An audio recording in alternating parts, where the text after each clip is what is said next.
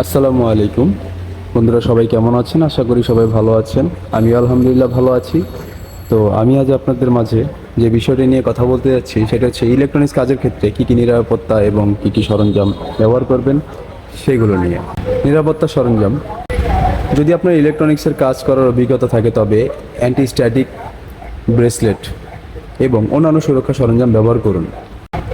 Electrostatic discharge পিসিবির সংবেদনশীল উপাদানগুলি ক্ষতি করতে পারে।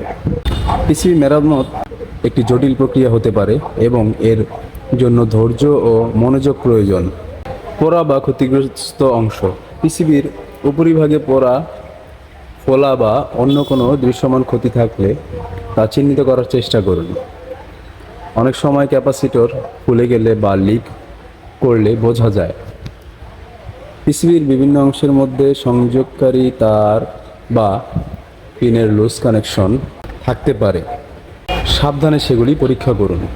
পিসিবির সবুজ রঙের অংশের উপর সরু তার লাইনগুলি কোনো কারণে ফেটে বা ভেঙে গেলে সার্কিট বিচ্ছিন্ন হতে পারে।